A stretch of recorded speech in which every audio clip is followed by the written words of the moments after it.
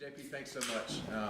For those who we have not met, so glad to have you here. It's a privilege and honor. I mean, to walk this out with you guys here, this is just so cool. It's just awesome, and it fires me up. So I am glad to be here. As JP said, Matt Ham, co-founder of YouPrint, along with my brother Kevin Adams. Not my literal brother, he's my brother in the Lord, but he'd be a good brother to have, though.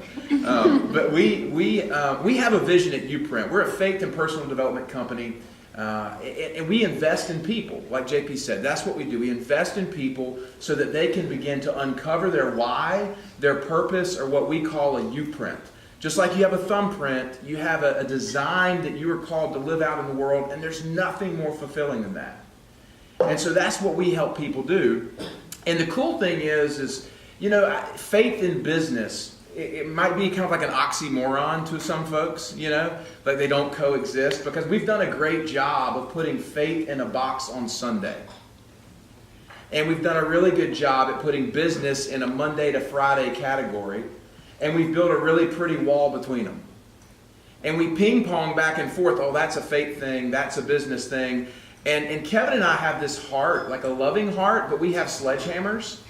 And it's just like, man, we're going to knock down these walls and begin to bridge that gap. Because I think we all feel the tension, right? That Sunday to Sunday tension. It's like, okay, it's Monday now, what? And what we want to do with these is really just highlight how people are doing this in their lives as a way to give you guys hope and encouragement, because the world desperately needs it. Desperately needs it. And I think, to again echo the sentiment JP shared, guys, Live Oak Bank has a profound opportunity in this community to do something remarkable. And you're seeing this transition in culture. You think about the Bill and Melinda Gates Foundation. You think about social entrepreneurship, social awareness. We are at a time in our culture where people care more about meaning than money.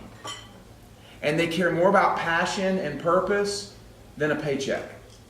And you're starting to see this thing well up. So what we want to do is facilitate that, champion it, and cheer it on. You know, that's the heart of YouPrint. And so we have the same heart. It might manifest itself in a different way. And what we want to do is bring people into the room with that heart that are kind of the unsung heroes. Another thing I think we've done a great job at is saying that faith has to be in a pulpit, or you got to go to Africa and, you know, adopt 20 kids. And that is perfectly wonderful for Katie, and Kisses for Katie, if you're familiar with that. But that's not everybody's YouPrint, right? And so we want to highlight kind of these sleeping giants, unsung heroes that are out of that kind of spotlight. And today we have an incredible opportunity to do that with someone who's become a good friend to me. I've known Macy for about 6 months now. But Macy is the co-owner of Macys Yoga Studio. And I'm going to let her talk a little bit more. But just want to kind of give you guys some context. So, Macy, welcome. Hi guys, I'm so excited to be here. I hope my voice carries as well as these two men, so I'm going to really yell. But if you can't hear me, please let me know, and I will speak up. So Macy, let's kick off. Give everybody a little bit of a background just on you. I know this you don't like talking about. I'm going to give you an opportunity to take the floor. All right. Well, that's pretty broad, but I think it's really surreal sitting in this room and seeing all of these people who have a heart for service. I think it's a thing that at the innermost part of us we all feel, and then we go out into the world and we start to search, you know, how can I be of service, right? And I've never been to Live Oak Bank. I know a lot of people that work here. I had no idea what I was in for. This place is stunning. I can't believe you guys show up here every day, and I know you're also thankful probably when you pull up and you get green juices as a part of your lunch. I know my husband would be all over that. We might have to get that one day at the studio. But so I just remember from a very young age, I remember my mama, she said I was in the bathroom one day just chattering away, and I was 2. And she said, oh, what'd you say, honey? I said, nothing, just talking to God. And she's like, oh, okay.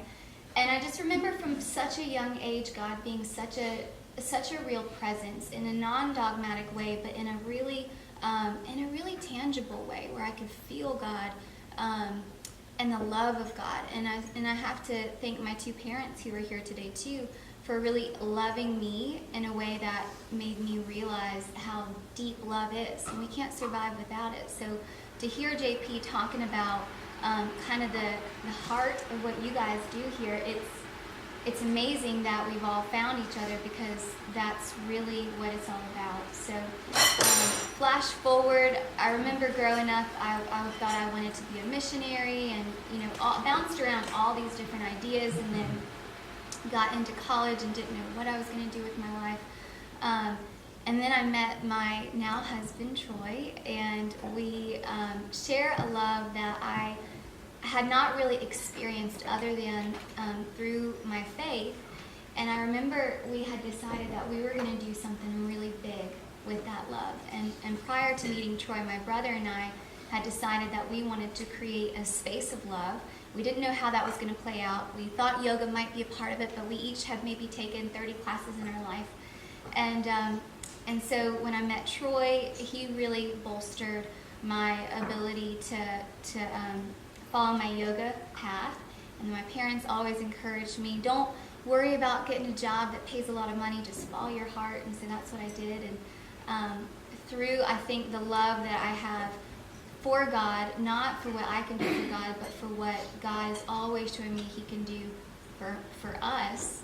My love with Troy, we decided to open Access Yoga Plus Studio. And I remember in my head it was so clear. I was like, we're just going to open up, and it's all about love, and every single person that walks in is going to feel love and know love, and that's it, right? That's what it is. He's like, okay, but what's our vision and mission statement? And I was like, love. It's simple. Don't worry. Like, it's just love. He's like, no, like when people walk in, like I need to have like this title. He's a very logical mind, and I'm creative. Like, so for me, I was like, I don't know. And he goes, well, let's really do it. Let's write this down so that we can have this and point back to it. And I'm so thankful that he had us do that, because it really has set the stage for everything. And I'm sure that Live Oak Bank, I would love to hear what your mission and vision statement is, but I'm sure that helps you guys to see your part in this ever-growing kind of experience of service. But our vision was to live in a world where every single human being can give and receive love unconditionally. We believe in that. When we close our eyes and we look at the world, that's what we know is going to happen. And so we were like, all right, well, how do we play a role in all this, right? And that would be our mission. So our mission is through the practice of yoga, which is not just handstands and warrior ones, but the yoking of body, mind, and spirit, to really show people love, so give them love, and then let them receive that love, and then through that kind of interaction, go out into the community and share it. And we have found yoga to be very powerful for us. But if God called us out of yoga tomorrow and into traffic, what is it called? Signaling or whatever. Whatever, anything other than yoga, we would just take that mission and vision and change the word yoga to whatever else it needed to be. And so I'm thankful that God let me do it through an avenue that I'm super passionate about. But God has also taken us to a place now where it's like, well, wherever He takes us, we're just going to go. But it's good to know that you guys have a heart about love and service as much as we do, because that's what it's all about. And to think of an entire community of multiple people meeting Kevin and Matt, and that being their kind of heart as well, and then hearing about JP and now meeting you and seeing this room, it's overwhelming that this many people feel that way. So hopefully that answers your question. No, it's so good. One of the things, guys, that I have experienced is what Macy, you have a profound gift to kind of take faith and use it in a business setting and through this conduit of yoga, right, to pour into the community. And so it's amazing to see that from my perspective, because, I mean, I have people who I know are saying, like, you have helped them so much understand, like the power of forgiveness, and you teach this. I mean, guys, I'll tell you, I started taking yoga. It's been 3 or 4 months ago, or whatever. It's amazing. It's incredible, and it's so good. And she's just so wonderful. Troy too. They just teach in a way that it brings all that full circle. So Macy, I want you to speak to how you've been able to use a passion such as yoga as a conduit to love people specifically, and how that affirms kind of God's vision that you got a couple years back. So I've been teaching yoga for a while at a lot of different studios, and when you're not working in your own space or a space that shares the exact same values as you have to be mindful of other people's kind of conscious awareness of what you believe, right? And there's so many dogmas out there, and so you almost have to just be delicate to that. So I remember teaching at some other studios, and I read the Bible all the time. It's like my go-to. It's the only thing I read. I remember students would come up to me after class, "Where did you get that? Where did you read that?" I'm like, "The Bible." And they're like, "Oh, but what else?" I'm like, "No, just like that's all I read." So what I would do is take and embody the teachings of the Bible, which is all love. All love. All Jesus was love. And that's not an all, that's a capital A-L-L, right? And you really used his power to harness that love to everyone. And so while I was teaching in class, I had the neat opportunity to talk about things like forgiveness and unconditional love and what turning the other cheek means, and all of these kind of rich philosophies that we hear and read in the Bible, but we might kind of tune a deaf ear to it because sometimes it can get so saturated. And I'll never forget in one of my classes, a student was highly offended by something that I said, and it wasn't like Jesus is the savior of the universe. Like, it was something very subtle that no one would have even picked up on, but obviously they were wrestling with whatever it was that they were going through, and they came at me really hard. And I was so excited for that, because that's the moment that you hope for, right? Because that's where you can really express that love that you're talking about. And kind of get patient and be silent and just listen and let them kind of hear what they're saying. And then it's like, and so in that moment, I realized I have to be delicate, but as soon as we have our own space, we're going to be very clear about our mission and vision, and very open about the way that we give and receive love. And Troy and I have been delicate because we don't want people to think, oh, well, I have to believe in God and believe that Jesus is my Savior to go there. We have a faith flow on our schedule, and all walks of life come to that class. Mike Ashcraft came to that class. I remember not wanting to say a word for fear of just totally disassembling everything. But he loved it. And then we have people who have never really opened up the Bible or claimed to have a relationship with God or even know the purpose of Jesus at all. And that's what I feel like you guys are doing here. So really what we use is our business to share our truth. And our truth and the foundation of who we are is that God loves us. And through that love, anything is possible. And that's how we get to sit in really beautiful rooms like this, and share these things is kind of through that love. Yeah. Macy, one of the things that I'm thinking about as I hear you talk about that, I think subconsciously, maybe consciously too, we carry so much weight.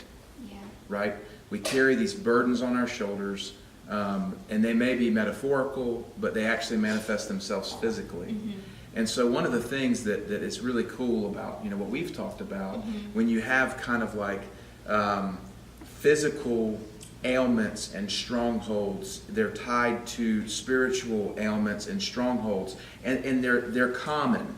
So if we are taking a medication or we're treating ourselves physically and we're not treating ourselves spiritually, we're only getting kind of half of that equation.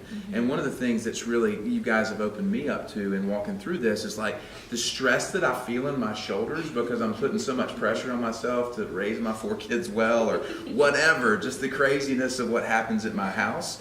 Like, I can enter that space that you guys have created and truly begin to let that go. And that's powerful. Speak a little bit to the reality of kind of the spiritual side and the physical side and how they're kind of connected. Yeah. Thank you for bringing that up. So before we opened, we prayed and prayed and prayed that the second people walk in those doors, like it's a very loving space. That's what we wanted. And we have had people walk through the doors and just start bawling. We're like, this isn't me. I don't know why this is happening. And Troy and I are just looking at each other like, we do. But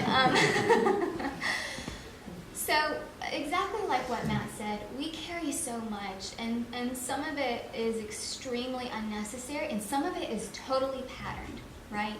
And so Troy and I have a class that Troy designed. It's called myofascial release, and that's exactly what we do. We release the tension in the myofascial tissue. And so our myofascial tissue binds to our muscles anytime they're being overused, and there's tons of micro tears, so lack of rest. If all we're doing is pushing and we're never receiving, if all we're doing is putting a ton of stress on our bodies and never receiving, it will bind. And also if we do a lot of stagnant movement, right, or no movement at all. And so people will come to this class. That's one of Matt's favorites. And it's really almost everyone's favorite at this point, because it forces you to look in the mirror at where you are holding your stress. And we have people like yell in the class. Like they will roll over this bound tissue in their quad, and they're just like, they just let it all out. I mean, they can't even hold it in. And people will have emotional responses to this too, just like break down and start crying. Because if you think about it, chemical reactions, emotions are just that in our body. And if we don't process this and get it out, guess where it stays? It stays in here, right? And people want to think that that's silly, or think that that is mystical. It's real, and you experience that when you come to one of those classes. So let's say someone shows up and all they want is physical. I've literally had people walk in and say, I've worked on myself, I don't need that help. All I'm here for is a good workout. And we're like, great, good. Here's the classes to come to. And we take them there, and then all of a sudden they start working out through something in their scapula, and stuff that they thought they'd worked through that they haven't worked through starts coming up, and all of a sudden they're asking all these sweet questions at the end of class. Well, actually this is what happened. And they work in unison. You can start your physical practice from a physical standpoint only. You are always going to meet yourself mentally and spiritually and emotionally. You can start from it at a spiritual standpoint, and you will still meet your physical side. So there's really no getting around it, and each one of our classes is designed to heal, connect, and inspire the body, mind, and spirit to experience unconditional love. So we have classes very specifically designed to heal the physical body. We have classes very specifically designed for you guys to connect to yourselves and others. And then we have classes specifically designed for you guys to come in and really ask questions to yourself, like, who do I need to forgive today? Or what is my actual purpose? If I think about what I actually care about in life, what is that, and how is that going to set me and step me into my purpose? And that is encouraging people to go out into the community and inspire through what they know about themselves to help others do the same. So it's a full spectrum practice. Yeah. The thing that I keep thinking about is what we were talking about, kind of setting this up, is we built walls between the faith world and the business world, and in our own lives, we kind of build these walls and they actually take hold. You know what I mean? And so breaking through that is incredibly important for us to begin to grow and begin to experience kind of the fullness. I think you talk about the limitless potential of people, something you believe in. Mm-hmm. And I think a lot of times, we sit in these seats and we're raising our kids, and it's like, yeah, but that excuse thing comes out.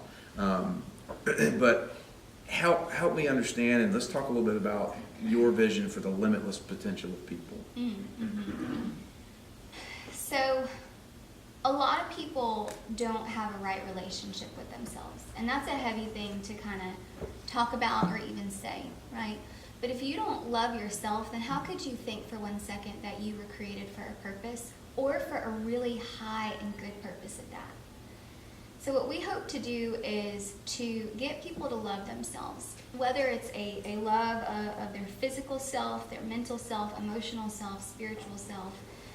And then once they do that, it's an exciting thing that starts to happen. You really start to believe in yourself. And when you love yourself, you are not bound to what everyone else is doing. You know, all of a sudden, everyone else's successes are your success too, because you're working as a community, and it's not, oh, this person over here did well, so I must be terrible. It's like, thank goodness, let me build them and bolster them up, right? Once you love yourself, you have the capacity to love everyone else.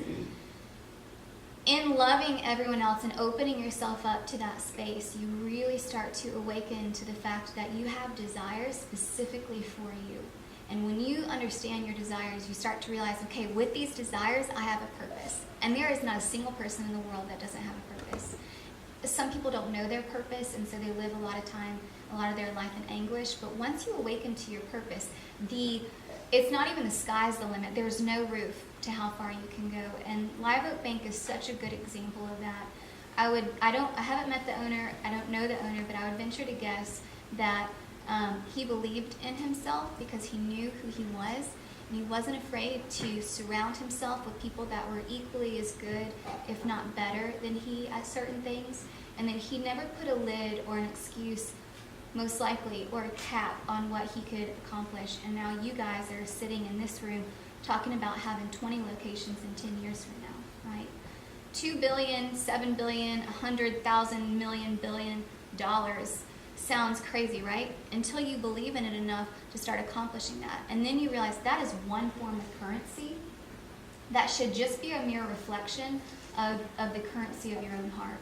So if you are poor in your heart, and you hear these things from Tony Robbins and Wayne Dyer, all these masterful spiritual teachers, but the reality is, it does not make sense that Troy and I have a yoga studio in Luminous Station. We hardly had 2 pennies to rub together, and we're living in a 500 square foot apartment, right?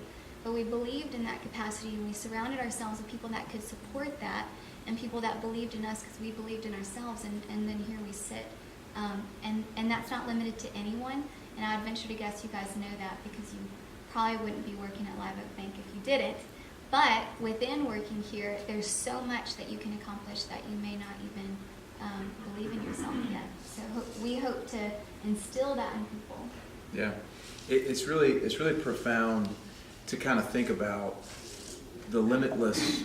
Like, God really is that good, you know, and that's something. Is there is no ceiling, there's no cap, there's no box, there's no quadrant, there's no, you know, you cannot compartmentalize Him and do that yourself. So you talk about breaking free, and the first step is really starting to love yourself, and that kind of giving you that identity. Go back to, though, the biggest thing that we find when we're walking with people to break free stuff is how. How. It's this constant how. Yeah, but I want to know how. So talk to that from your experience of having a vision of creating a space of love into now having a studio. You know what I mean? Yeah. Like, because not having 2 pennies, like it starts to get your mind going. You're like, yeah, how? But talk to that a little bit. I'm probably not the best person to answer this question because I've always been a why. The how, for me, in thinking about spiritual gifts, my faith has always been strong enough to where the how is just going to always work itself out. But there have been times in my life where I did question the how. And if you are so clear on your why, you're going to be so busy making sure you're doing that the how is going to meet you before you could run out of mastering your why. Does that make sense? And so it's really about, I wanted a yoga studio because I knew in that space we could make it about love. And from where I sat, it didn't seem to be happening in the way that I felt like we could really do it. My why was always love, and I set out on a journey. I looked at my journals from 2012 all the way to today. I just finished my last journal of the segment. My why has never changed. It's always been unconditional love from as far back as I can remember. And throughout each journal, I got deeper in the understanding of what that actually was. By the time I would master one specific portion of my why, the how would present itself. So if we're asking how and we're getting impatient, it means we have not mastered our why. Because the second your why becomes ready to be the how will present itself. That might be the best thing that I have heard in years. That's incredible.